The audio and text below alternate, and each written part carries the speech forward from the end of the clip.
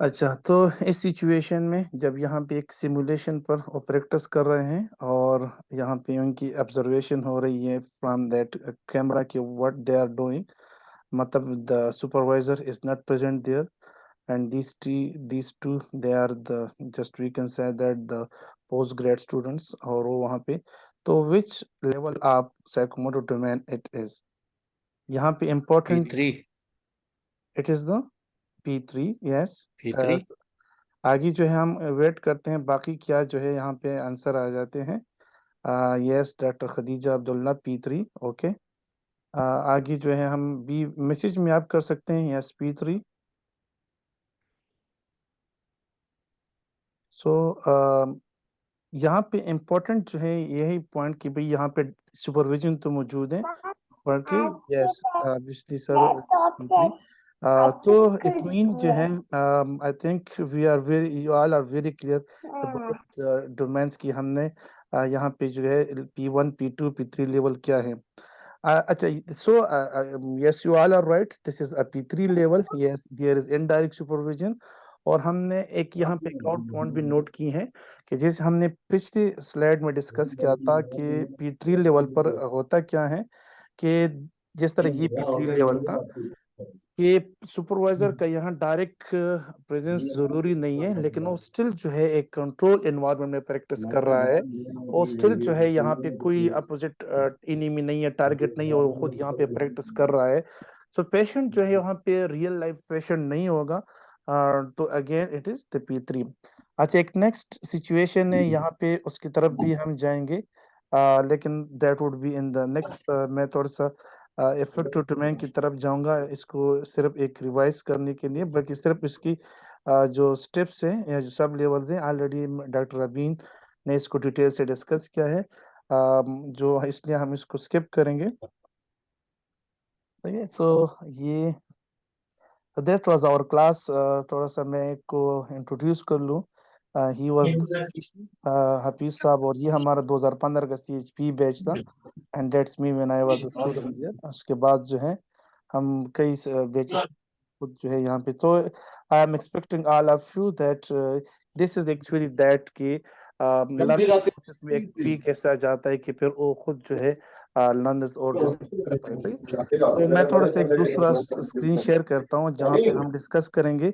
पहले एक दो तीन इस तरह की सीनियर्स डिस्कस करेंगे कि ये कौन से लेवल हैं, और लेवल के बाद जो है हम साइकोमोटर डोमेन या कॉग्निटिव डोमेन की किस तरह जो है तरीक़ाकार क्या है, हम लर्निंग आउटकम किस तरह कंस्ट्रक्ट करेंगे।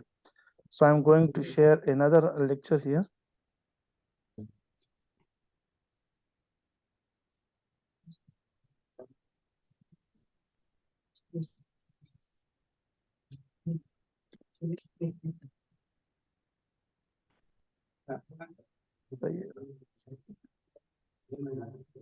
ओके, तो इस सेशन का जो इस लेक्चर का जो ऑब्जेक्टिव होगा ये होगा कि by the end of this session the participants would be able to develop the learning outcomes for different level of the Bloom taxonomy.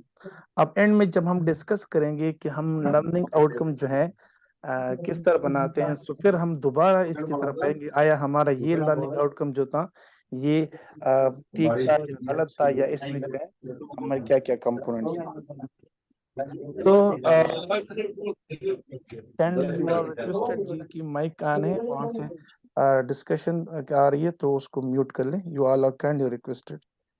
सही, तो learning, you already all of you we know that what we mean by the learning, it is acquiring new knowledge skills or values or modifying them, it is changing behavior, it is the cognitive mental process, so this is the actually में doctor साहब ये background पे noise है, अगर ये please mute करवा दें। ये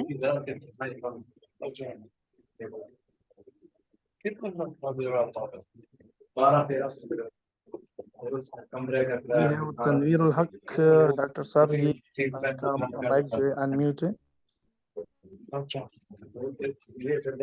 kindly if someone टेक्स्ट में आप कर लें, वहां से डिस्कशन हो रही है तो काइंडली अनम्यूट करें, म्यूट करें उसको, sorry. Okay, we will clear answer. तो हम आगे की तरफ जाएंगे। तो वो नहीं करते, वो इस तरह से वो भी ऐसा ऐसा पढ़ा प्राइवेट से कभी ऐसा ऐसा बना देते।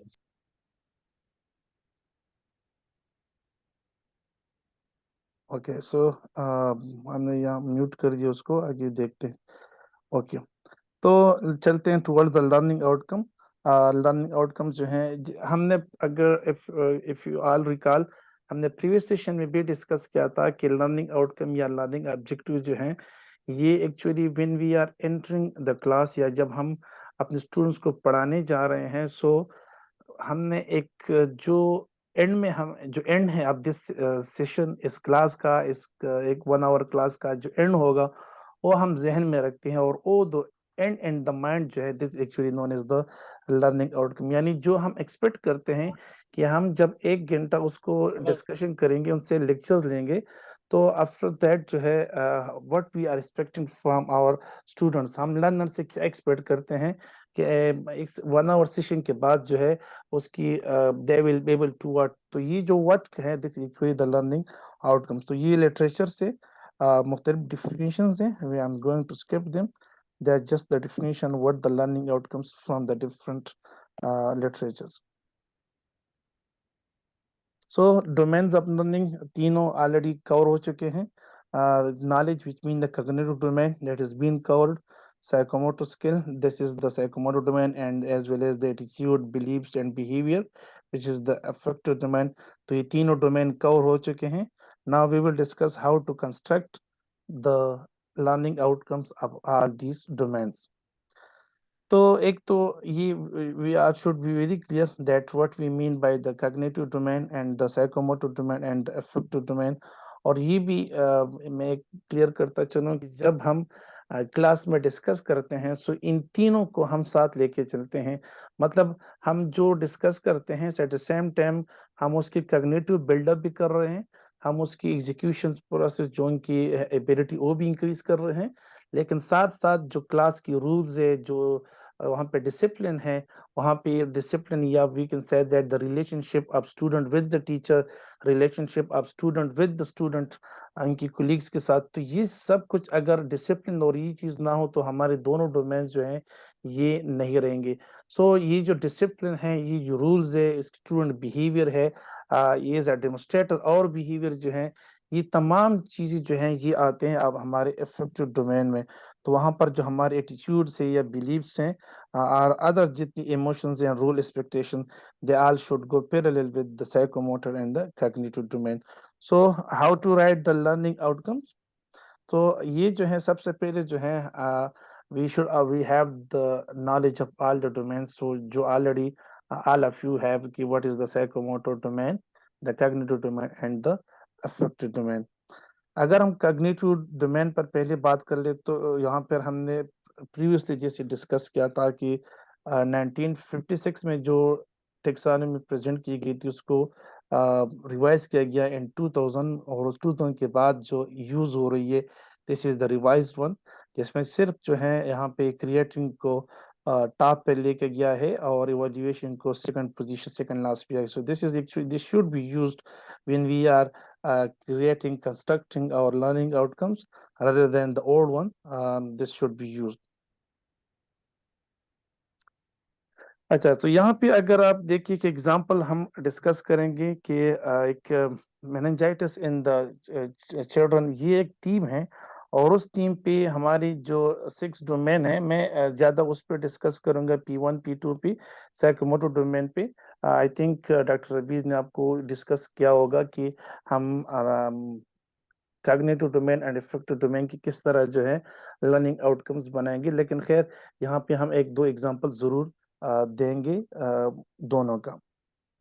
सही है, ओके। तो यहाँ पे अगर आप देखिए we have the 6 sub domain, sub levels, we can say that the remembering, understanding, applying, analysing, evaluating and creating.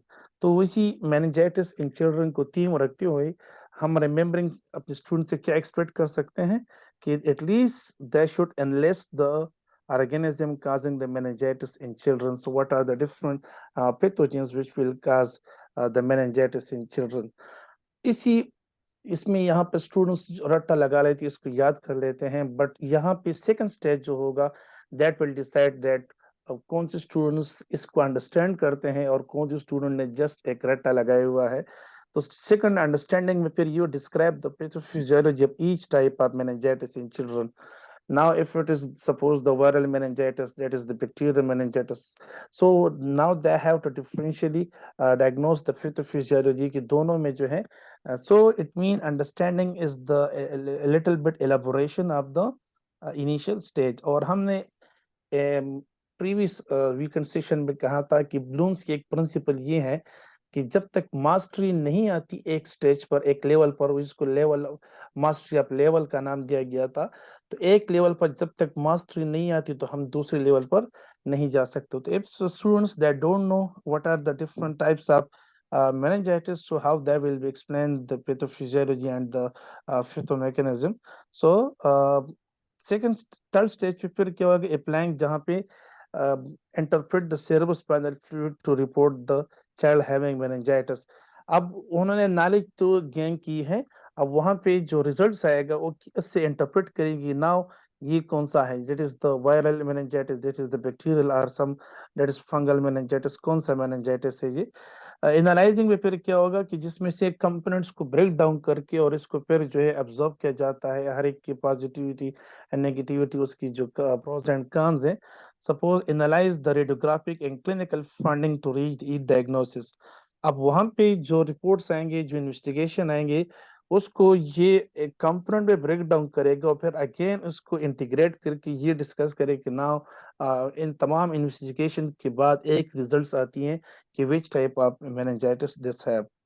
Evaluating may establish the diagnosis and different types of meningitis in child, what are the specific diagnosis to assess which type of meningitis is, and recommendation treatment जो obviously it is the creating में। तो यहाँ से अगर आप देखिए if we are going from the bottom to the top, so the difficulty of the level जो है ऐसे ऐसे increase होती है। यहाँ पे we were just expecting कि वो सिर्फ नाम बता दे, and at the top we are expecting कि वो treatment जो है बी जो है इसके लिए फॉर्मुलेट करे, क्रिएट करे।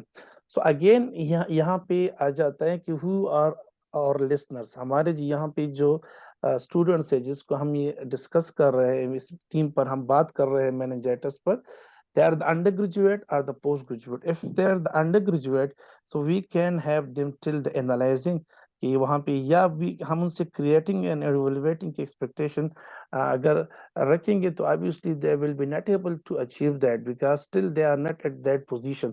तो ये है कि अगर हम on the other hand post grad को कर रहे हैं, so obviously we can expect them the top level of this domain।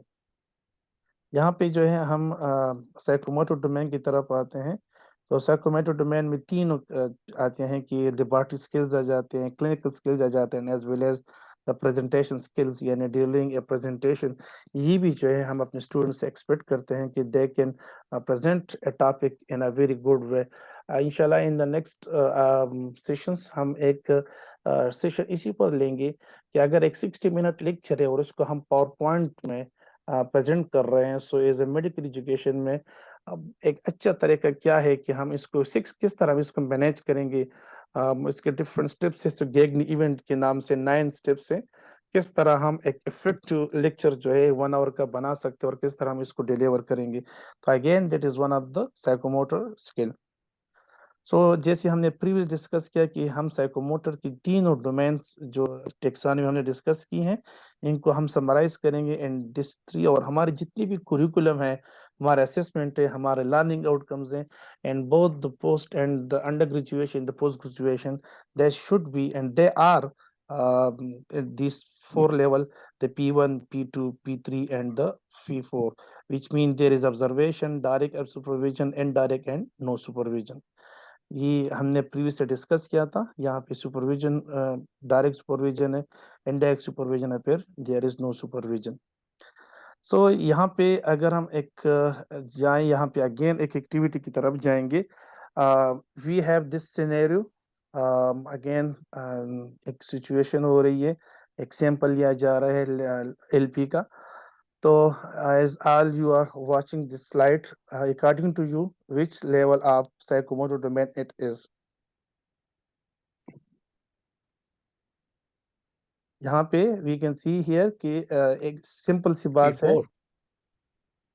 P4 is P4. P4 P4, independent performing. it's P4. अच्छा, why it is P4? Anybody can explain? Because He there is, is no. he is performing it independently without being supervised by any It can be person. P2 or it can be but P3 यहाँ इस with picture में supervision sir or अगर हम without. यहाँ पे देखें हमें इसी कोई नजर नहीं आ रहा कि कोई सुपरविजन साथ में मौजूद है कि नहीं है। no supervisor and Maybe indirect supervision. we can't see any. Currently, it जब seems to be जब P4 जब कोई because नजर नहीं आ रहा तो इसका मतलब कि इंडिपेंडेंट ही there's कर no रहा है। supervision, there's ये no यहाँ पे control. हमने अच्छा हमने प्रीवियस सेशन जो एग्जांपल में एक पॉइंट डिस्कस किया था कि P3 में कंट्रोल एनवायरनमेंट होता है, वहाँ पे पेशेंट जो है रियल नहीं होता। और वी कैन सी हियर कि हम इस तरह के patient it's look like a real patient. तो again if we are not seeing कि यहाँ पे कोई सुपरविजन हो रही है या नहीं हो रही है, बट हम इनकी प्रैक्टिस देखें, ग्लव्स इन्होंने ली हैं, उनकी नीडल्स है वहाँ पे, उन्होंने सारे प्रोटेक्शन भी की हैं। और यहाँ पे पेशेंट जो है it's real patient. So again it indicate दो देयर इज नो सुपरविजन, नजर नहीं आ रही कि सुपरवाइजर है या नहीं है, इनडायरेक्ट या डायरेक्ट है, लेकिन चूंकि सिचुएशन ऐसी है कि जिसमें से वो एक रियल पेशेंट से डेटा कलेक्ट कर रहा है, सैंपल ले रहा है, तो again it is you all were right, it is P4, but the answer is that because there is real patient. So sorry, तो जब हम P3 एक्सपेक्ट करते हैं सो वहाँ पे हम अपने को पेशेंट जो है ये रियल पेशेंट नहीं होंगे, डमी पेशेंट होंगे, सिमुलेशन होंगे। अच्छा, यहाँ पे एक और सीनियर डिस्कस करते हैं। This is another senior. यहाँ पे मेरे ख्याल में बहुत सारी चीजें जो है क्लियर नजर आ रही हैं। अब दो बातें सुपरविजन की हैं और पेशेंट की हैं। सो आई थिंक दिस यहाँ से आप सबको क्लियर होगा कि विच लेवल आप साइकोमोटर डोमेन इट इज। वही मेनिंजाइटिस के सपोज सैंपल लिया जा रहा है एलपी का, लेकिन ये और इसमें काफी डिफरेंस है और आपको नजर भी आएगा। सो विच लेवल आप psychomotor domain it is?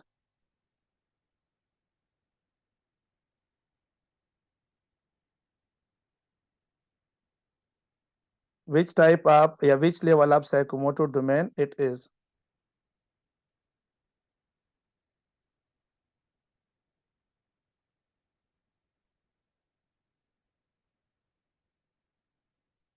So कोई आंसर्स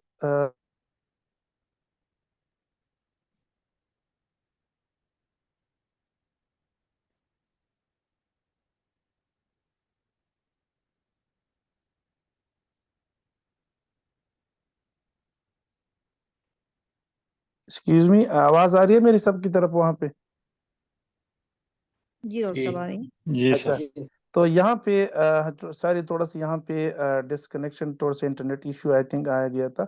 अच्छा, तो हम ये डिस्कस कर रहे थे कि इस सिनेरियो में ये जो आपके सामने है ये कौन सा लेवल है?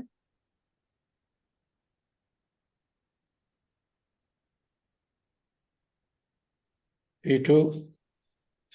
P2 I suppose.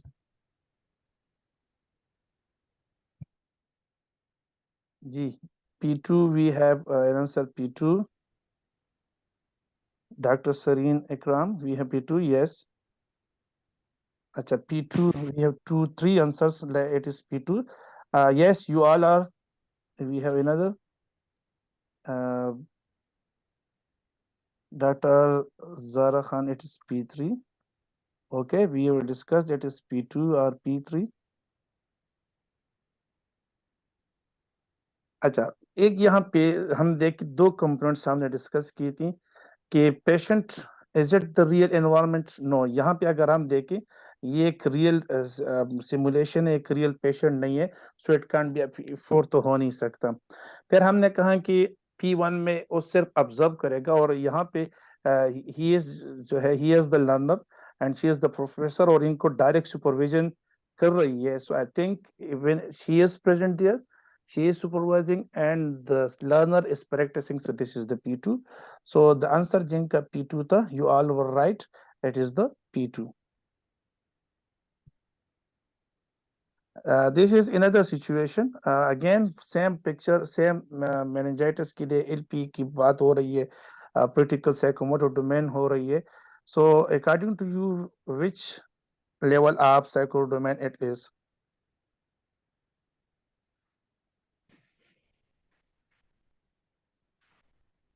Dr. Saddam Hussain, P1, okay. P1, Dr. Khadija. P1. Dr. Sarin, P1.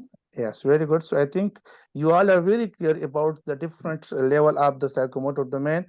We can see here they are all are observing, and a senior professor he is dealing on a simulation. यहाँ पे एक LP कहाँ से तरह के car क्या होगा क्या नहीं होगा.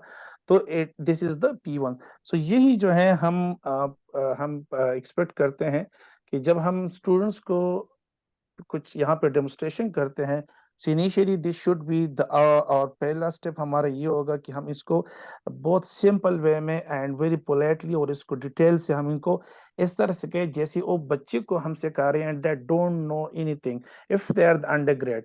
If you are teaching the super grade between are the post grade, तो वहां पे फिर we are expecting something else. So it mean यहाँ पे शायद जो है इसकी फिर जरूरत नहीं. तो ये हमारा P1 होगा. सिमिलरली जो है हम ये तो हमने प्रीवियसली भी डिस्कस किया था, तो ये भी हमारा है P3 आया है कि जिसमें से और रियल एनवायरनमेंट तो नहीं है but there will be indirect supervision हो रही है. तो यहाँ पर अगर हम बात कर ले तो ये डिफरेंट डोमेन्स जो है हमारे जो है यहाँ पे हम डिस्कस करेंगे. तो यहाँ पर इन तमाम पिक्चर्स को अगर हम वापस इसमें आ जाए कि how we can construct the learning outcomes at the P1, P2 and P3 and P4 level. तो एक मिनट ये तो P1 हमारा क्या होगा कि observe the different steps of LP in the children with meningitis. तो यहाँ पे जो अभी हमने एक सिचुएशन या आप लोगों के सामने डिस्कस की कि जिसमें से वहाँ पे सारे स्टूडेंट जो थे वो ऑब्जर्व कर रहे थे and one professor was there and he was that was the P1. अच्छा P2 हमारा क्या होगा कि assess the different steps of LP in children with meningitis. assist यहाँ पे ये होगा कि सुपरविजन का वहाँ पे सुपरवाइजर का वहाँ पे होना जरूरी होगा और कोई भी गलती उससे होगी that is may be related to the needle insertion, they may be related to the site of insertion, they may be related to the procedures which are required for that procedure. तो जितनी भी requirement है उसकी बात करते इन तमाम के बारे में वो इनको न सिर्फ ऑब्जर्व करेगा बल्कि वहां पर फीडबैक देगा. So that will be our P2. P3 हमारा लर्निंग आउटकम क्या होगा कि हम क्या एक्सपेक्ट करेंगे कि at least they are executing they performing the different steps of LP under the indirect supervision. And P4 which obviously वहां पे था कि इवन इनिशियल हमने जो डिस्कस किया दिस वन कि विच वाज द जिसमें से लर्नर जो है इंडिपेंडेंटली विदाउट सुपरविजन जो है एक पेशेंट से जो है वहां पे ये LP सैंपल ले रहा है. So that was the learning outcome. लेकिन हम क्लास में जब हम जाएंगे तो फिर हम क्लासरूम में यानी कॉग्निटिव डोमेन पे इन तमाम में हम किस तरह एक लर्निंग आउटकम्स बनाएंगे.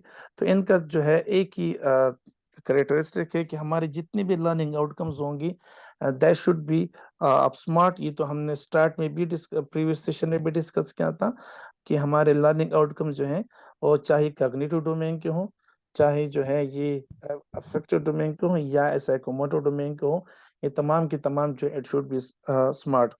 अच्छा हम अफेक्टिव डोमेन इसलिए स्किप कर रहे हैं कि वी हैव लिमिटेड टाइम यहाँ पे. तो आई थिंक डॉक्टर रबीर आपने आप लोगों को डिटेल से डिस्कस किया होगा. सो इसलिए हम सिर्फ साइकोमोटर डोमेन को उसको ही उसकी तरफ लिमिट रहेंगे.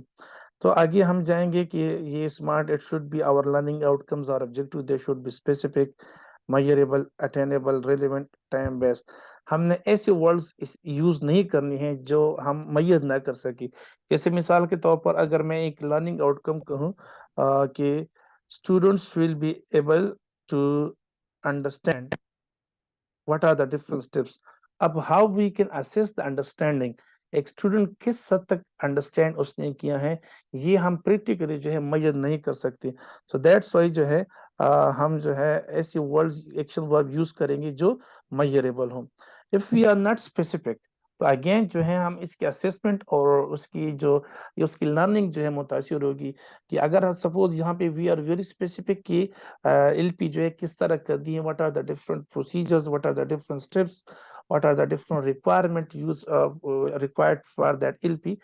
So we are very specific. So we should be very specific when we are constructing our learning outcome. And obviously attainable, जो हमारे लर्नर्स हैं क्या उस लेवल के हैं कि वो इसको कर सकेंगे। So we have to keep them in our mind that who are the audience, who are the listeners, who are the learners उसको। and obviously relevancy जो है ये जरूर होगा वहाँ पे, and time based.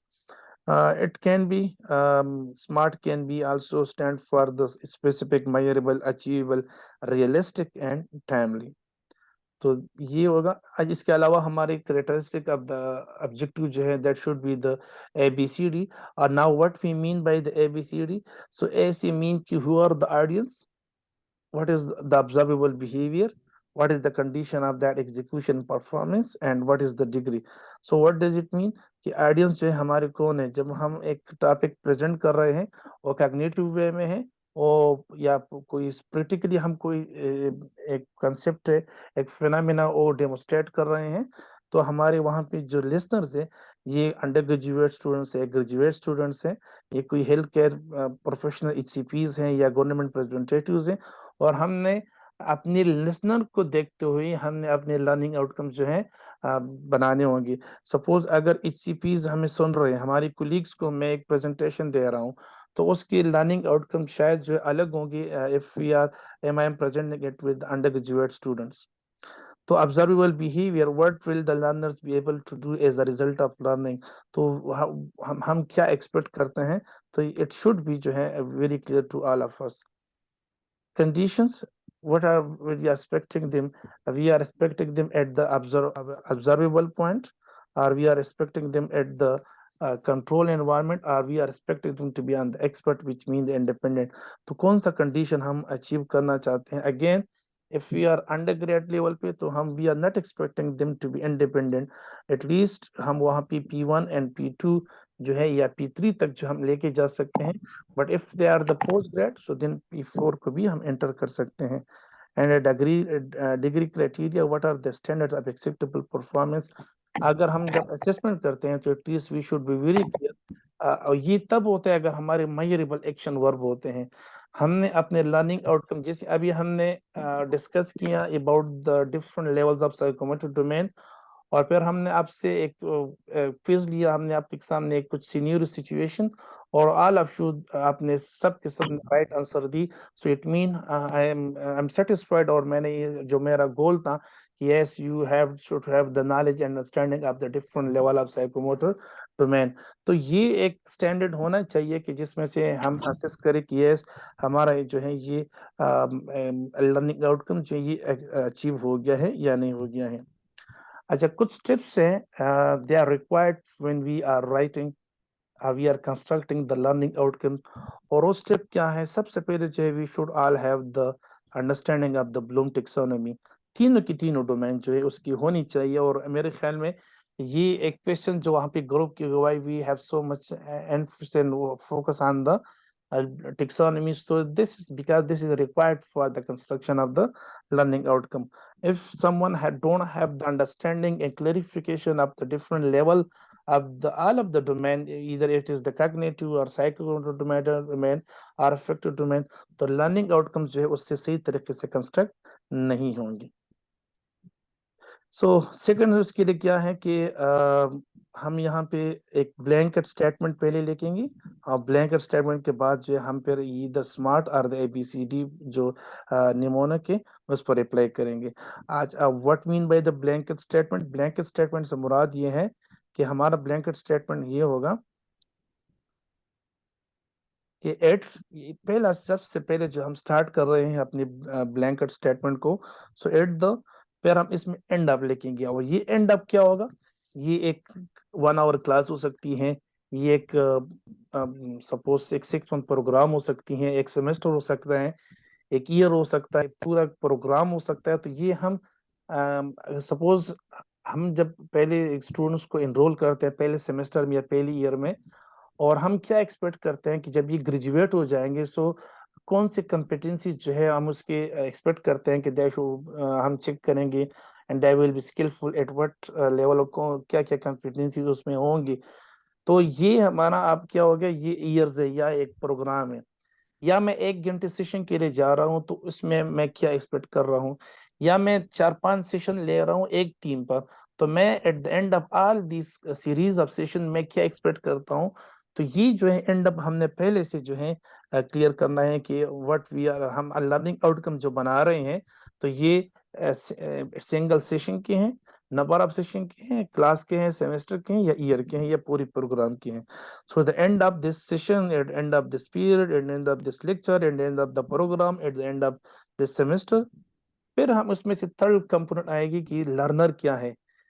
सो वो ऑडियंस है, वो पार्टिसिपेंट्स कौन है, these are the HCPs, these are the undergrad students, these are the graduate students, they are just, मैं एक जनरल वर्कशॉप ले रहा हूँ तो वहाँ पे मैं इनको अंडरग्रेड पोस्ट ग्रेड फिर यूज नहीं कर सकता, तो फिर उसमें मैं सिंपल पार्टिसिपेंट यूज कर सकता हूँ, मैं वहाँ पे एज जो है ऑडियंस यूज कर सकता हूँ। So end of this session the audience, the end of this session the participant, at फिर नेक्स्ट कंपोनेंट होगा will be, shall be, should be, would be, ये तमाम हम यूज कर सकते हैं। और उसके बाद जो हमारा एंड में स्पेसिफिक एक तरफ आ जाएंगे कि हम इससे क्या किस चीज के एबल होंगे। तो अब यहाँ पे आगे एग्जांपल के तौर पर हम करेंगे। So this actually known as the blanket statement, at the end of this session, end of this course, at the end of this period, the students, the undergraduate students, the postgraduate students, the participants, the audience will be or would be able to, बाकी जो हम उससे क्या expect करेंगे वो हम लिखेंगे। मिसाल के तौर पर हम यहाँ पे एक एग्जांपल ले रहे हैं, eight the end of this session the learners will be able to enlist the anti-inflammatory drugs, enlist the different schools of manual therapy, differentiate between a normal and abnormal ECG. At the end of this session, the learner will be able to justify investigation in case of high-grade fever in a neonate. At the end of the session, the learner will be able to describe the physical therapy management plan for the acute low back pain. यहाँ पे अगर आप देखिए again, enlist, differentiate, justify and describe, तो ये हम action verb से ही यहाँ से डिस्क्राइब करेंगे हम किस लेवल पर है। अब अगर आप एनलिस्ट देखें तो ये लिस्ट ऑब्वियसली ये हम इसको जो C1 यूज करते हैं, जो कॉग्निटिव का पहला डोमेन सब लेवल है या सब डोमेन, उसके लिए यूज कर सकते हैं। लेकिन जब हम मैनेजमेंट की बात करें तो मैनेजमेंट ऑब्वियसली हम उसके C4 से ऊपर लेके जाते हैं। तो इस तरह की एग्जांपल जो है, लेकिन एक चीज जो इसमें एहतियात करनी चाहिए कि हमने ऐसे एक्शन वर्ब यूज नहीं करने जैसे know, understand, believe, have faith in, become familiar with, learn, be aware of, appreciate, enjoy and understand. What is the reason? These are not the action verb. Action verb से मुराद क्या है? Action verb से मुराद ये है कि हम इसको assess कर सकते हैं, हम इसको measure कर सकते हैं।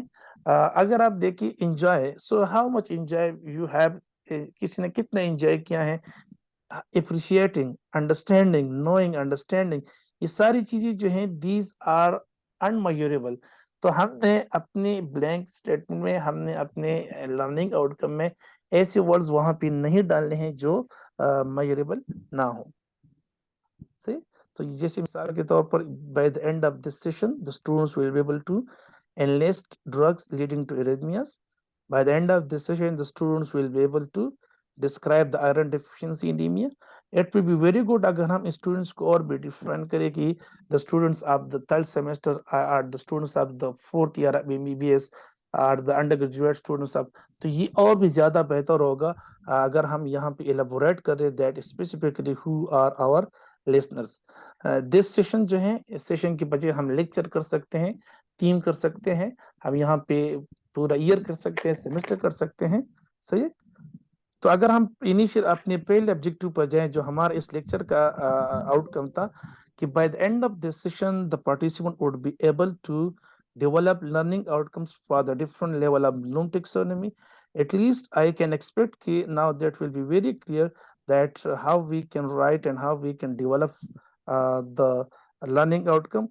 इसके लिए important एक चीज क्या है कि इंटरनेट पे अगर आप जाएं तो easily you all have a huge amount of action verb कि C1 के लिए क्या action verb होंगे, और हमने तकरीबन अपने सेशन में प्रीवियस जो ब्लूम टेक्सोनॉमी की सेशन में हमने हर एक लेवल के लिए कीवर्ड्स या हर एक के लिए हमने एक्शन वर्ब ऑलरेडी आप लोगों को आप इस सेशन में हमने बयान की हैं, but that is not the end. वहां पे हमने सिर्फ 4-5 एग्जांपल दी हैं। There are tens of action verb which we can use during our learning outcomes. So I think that was the end of today's session. If you have any question, you can ask. जो है yes, we have a list here. This is the action verb for the C1, C2 and C3. जैसे यहाँ पे list है, जैसे हम अभी discuss कर रहे थे कि ये C1 के लिए है, सही है। तो इस तरह की जो है आपको साइकोमोटर डोमेन की, अफेक्टिव डोमेन की हर एक लेवल की एक्शन वर्ब जो है मिल जाएंगे। So before going to the end of this session, यहाँ से जो है एक if you have any suggestion या question जो है, otherwise I am going to end this session.